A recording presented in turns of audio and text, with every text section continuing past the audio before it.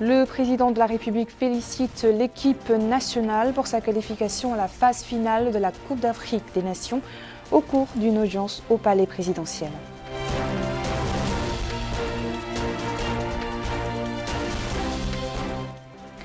La ministre de l'Action sociale lance la deuxième édition des colonies de vacances à Nodibou.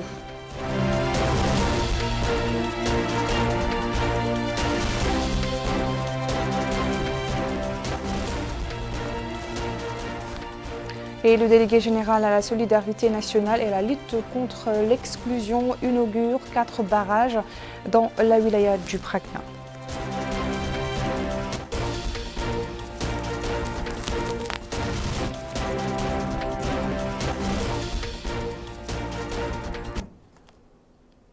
Bonsoir et merci de vous joindre à nous pour ce journal. Le président de la République, Mohamed Cheikhel Ghazouani, a reçu hier soir au palais présidentiel à Nouakchott le staff de l'équipe nationale de football Al-Mourabitoun après la qualification à la phase finale de la Coupe d'Afrique des Nations.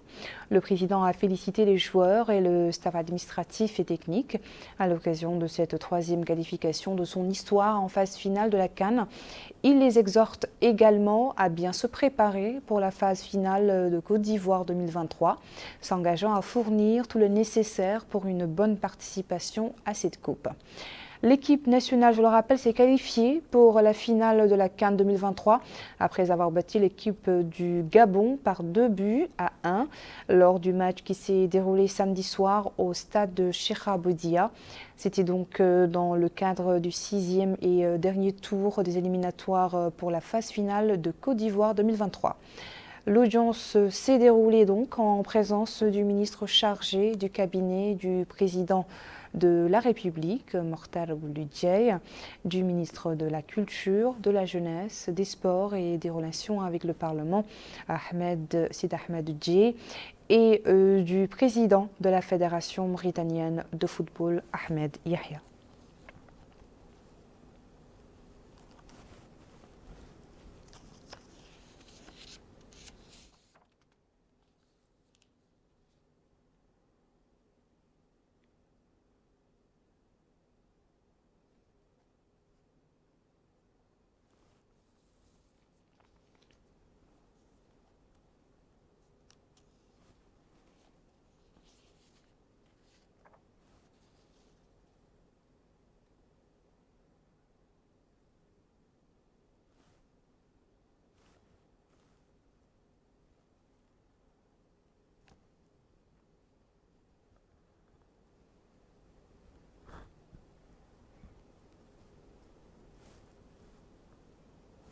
À l'issue de l'audience, le président a fait une déclaration que je vous invite à suivre avec la traduction intégrale avec Abdullah Damaba.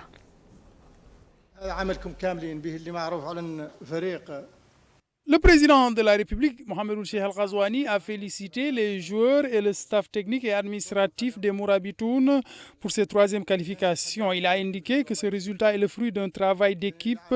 Cette qualification, dit-il, a été acquise certes grâce aux 2 buts inscrits par Tanguy et Camara, mais ce résultat est un travail collectif.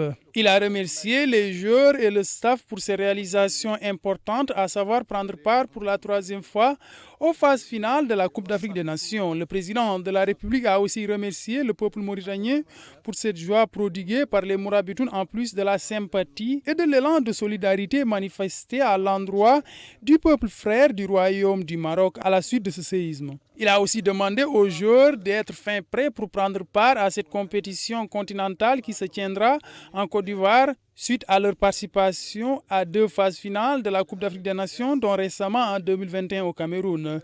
Le chef de l'État a appelé les Mourabitoun à se surpasser et porter dignement les couleurs nationales lors de la prochaine édition de la Coupe d'Afrique des Nations. Il a une nouvelle fois déclaré que le gouvernement va les accompagner et fournir les moyens nécessaires afin que l'équipe nationale puisse préparer cette compétition dans d'excellentes conditions. Il a enfin promis des récompenses d'ordre matériel et de l'eau de terrain aux Mourabitoun.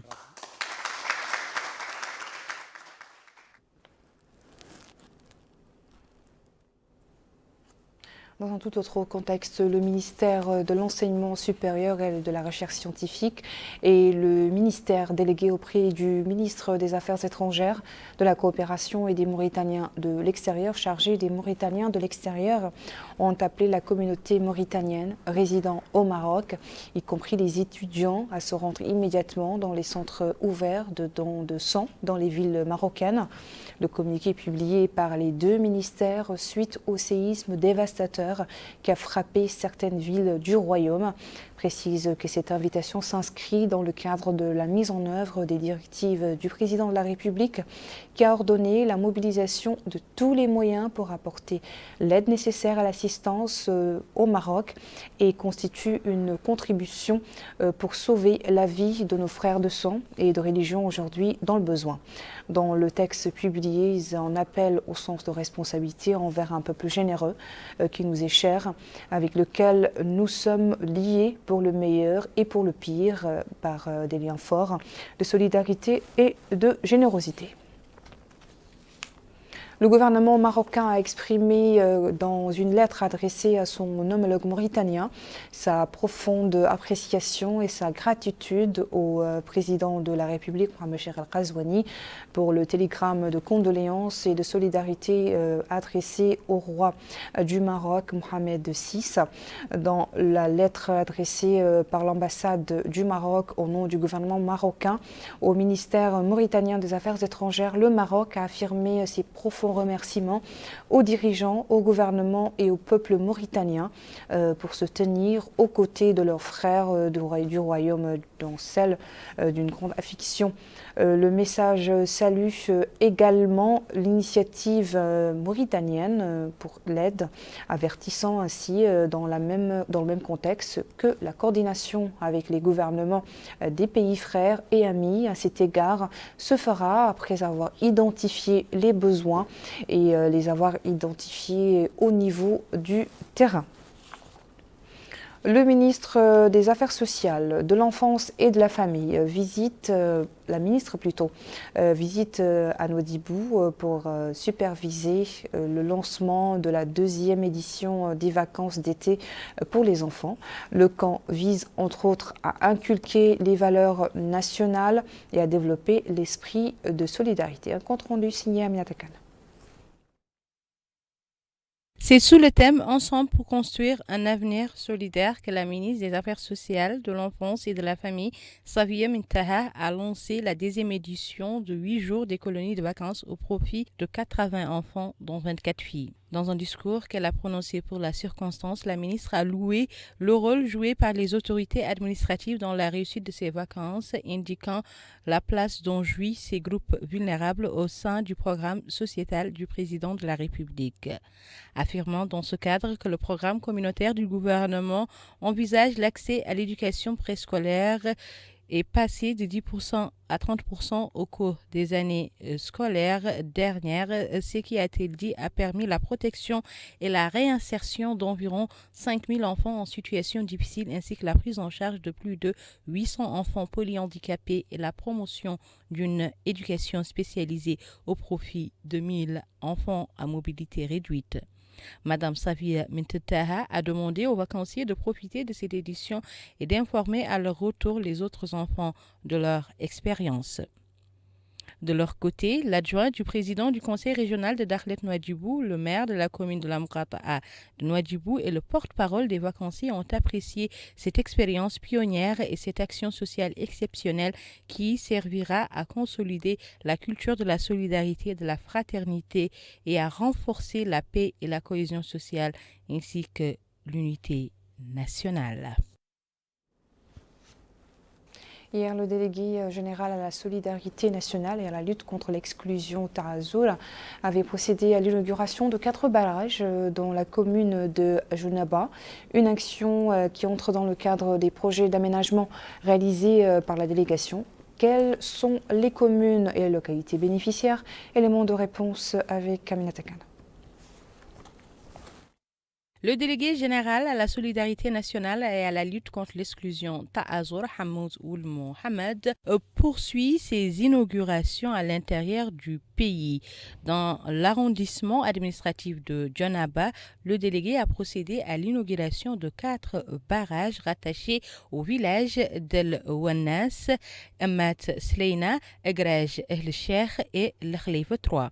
Une inauguration qui concerne également la réhabilitation du barrage de Maqta al-Ahjar réalisé par le programme Al-Baraka exécuté par Ta'azur au profit des groupes vulnérables. Le délégué de Ta'azur a également visité au niveau de certains villages et localités de la wilaya du Brakna où il s'est enquis sur place de la capacité de l'opérationnalisation et des caractéristiques techniques des 10 ouvrages qui devront contribuer cette année à accroître la production locale en céréales d'une part et à impulser l'essor de l'activité agricole d'autre part en vue d'atteindre l'autosuffisance céréalière au niveau local. Le coordinateur du programme Baraka a souligné dans le cadre du programme d'intégration économique d'Al-Baraka et à travers le volet des filières agricoles leur présence aujourd'hui dans ces villages pour inaugurer ces barrages et réhabiliter le barrage de Sangrava relevant de la Muqata'a de Maqta al-Ahjar, soulignant que la mise en place de cette exploitation améliorera les conditions de vie des habitants et contribuera à atteindre l'autosuffisance en céréales ainsi qu'à aménager de plus de 460 hectares qui s'ajouteront à d'autres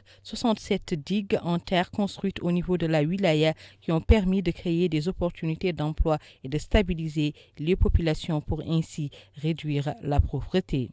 Ta'azur incarne fortement les programmes, dira-t-il, du président de la République qui répondent aux attentes de la population et en particulier les groupes marginalisés, a-t-il conclu.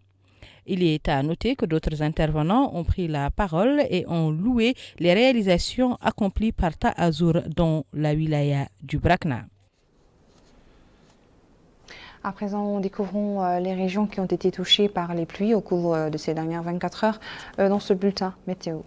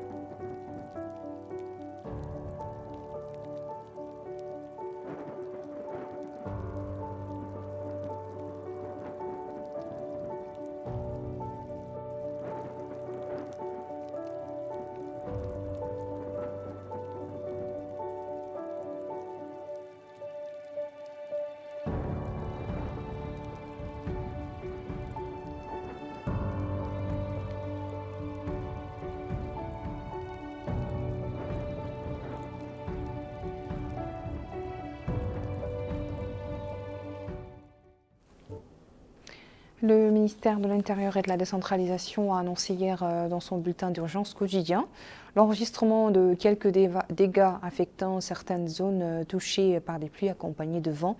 Au Gorgol Mourata de l'Xeiba, commune de Gangui, village de Muftah el-Khair, une personne a été légèrement blessée.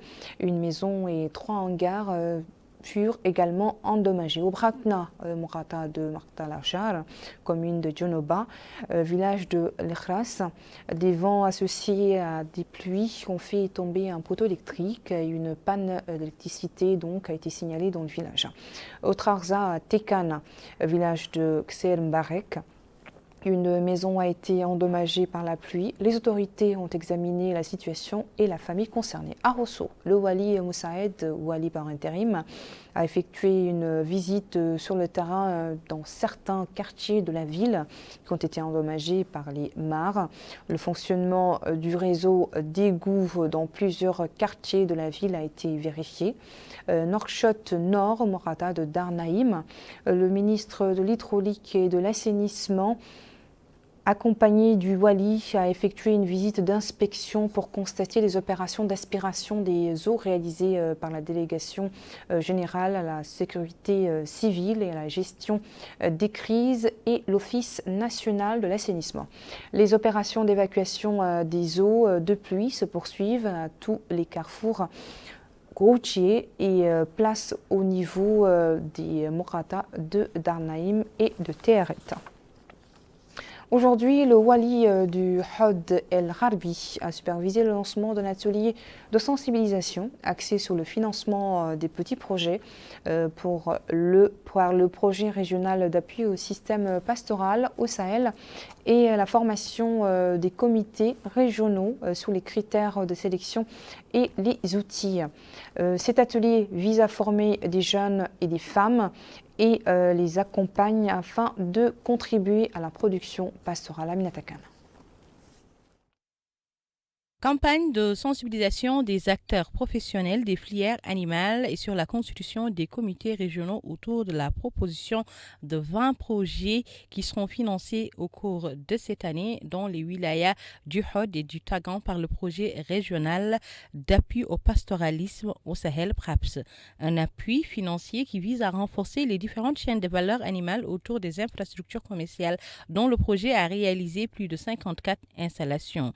L'occasion pour le Wali de la wilaya du Hod al-Gharbi, Ahmed Mamadou Kelly, d'indiquer qu'à travers le PRAPS, ce financement des projets d'élevage à frais partagés donne la priorité aux jeunes et aux femmes et améliore les performances des acteurs professionnels des filières animales en milieu pastoral. Il a ajouté que les projets incluent toutes les activités de la chaîne de valeur, y compris le commerce du bétail, la production de la viande, de produits laitiers, l'industrie du cuir et les activités connexes pour un montant de plus de $30,000, soit environ 110 000 MRU. Il a indiqué que ces projets seront sélectionnés par les comités multisectoriels, régionaux et nationaux qui comprennent des représentants des organisations professionnelles après soumission des demandes de financement qui seront triés et sélectionnés selon les critères dont le plus important est l'innovation, la création d'emplois et la durabilité. Il est à noter que le lancement de la campagne s'est déroulé en présence du Hakam Moussaïd de la Muqata'a Dayoun, du maire par intérim de sa commune, du président de l'association des professionnels et des autorités militaires et sécuritaires de la wilaya du Hod al-Gharbi. Dans la wilaya de Latrak, il était question du démarrage plutôt de la campagne agricole pour la saison 2023. Cette campagne se caractérise par la participation de plusieurs secteurs gouvernementaux et acteurs locaux, en plus de l'implication des jeunes dans l'activité agricole pour atteindre l'autosuffisance alimentaire. Le coup d'envoi a été donné par le Wali de Latrak. Précision Abdullah Damaba.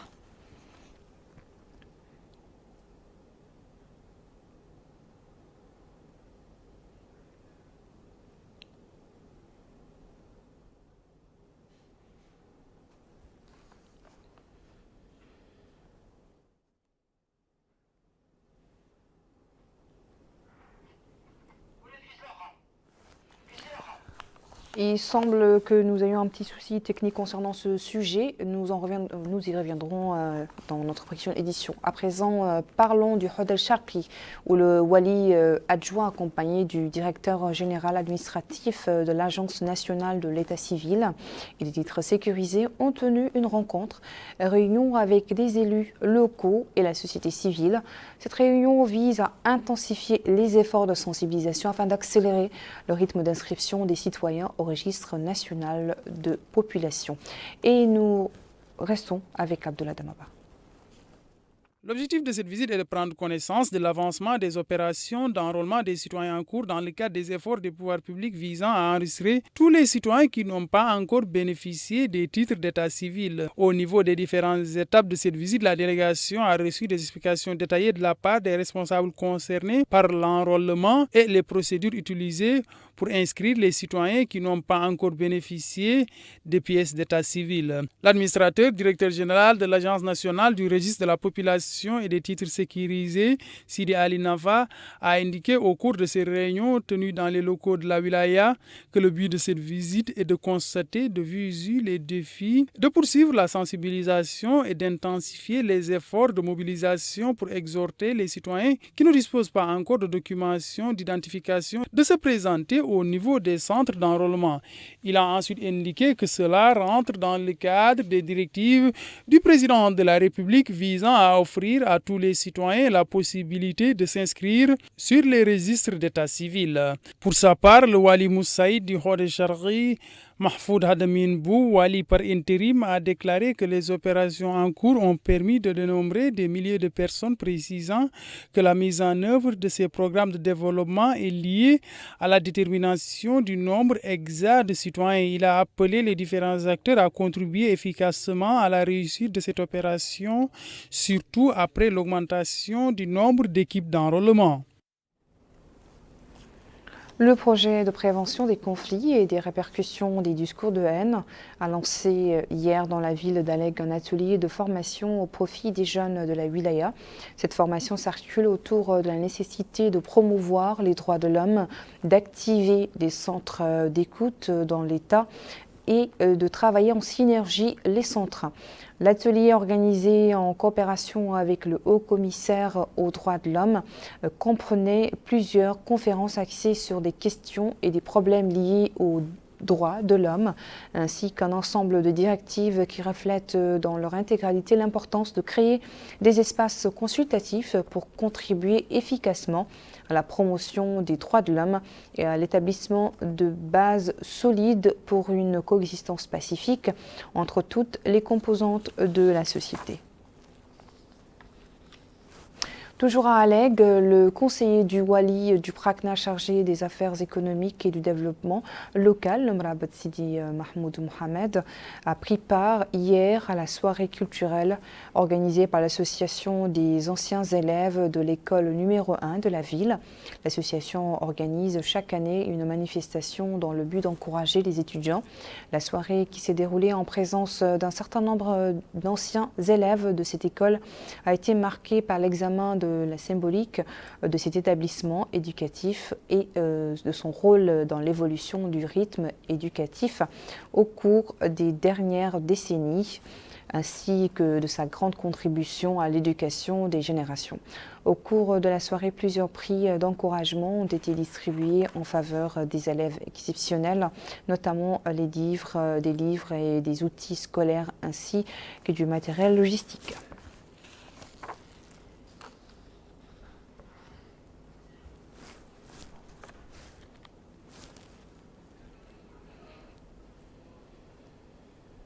Et nous refermons cette édition par la finale du tournoi de pétanque au Tagan. En effet, le conseiller du Wali chargé des affaires administratives et juridiques, Omar Tayeb, a supervisé hier soir la finale du tournoi de pétanque à Tijikja. Ce tournoi, qui a duré 4 jours et réuni 8 équipes, s'est soldé par la distribution de prix aux équipes ayant obtenu les premières et deuxième place. Il est à noter que ce tournoi est organisé par la délégation régionale à la culture, la jeunesse et des sports et vise à consolider la cohésion sociale et à encourager la pratique sportive.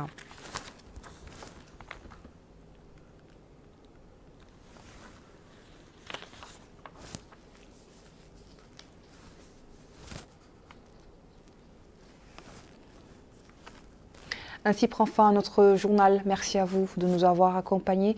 Le rappel des principaux titres. Le président de la République félicite l'équipe nationale pour sa qualification à la phase finale de la Coupe d'Afrique des Nations au cours d'une audience au palais présidentiel.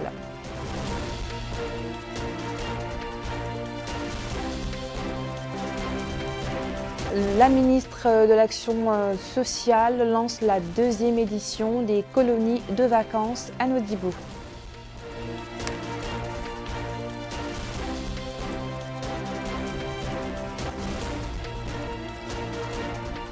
Le délégué général à la solidarité nationale à la lutte contre l'exclusion inaugure 4 barrages dans la wilaya du Brakna.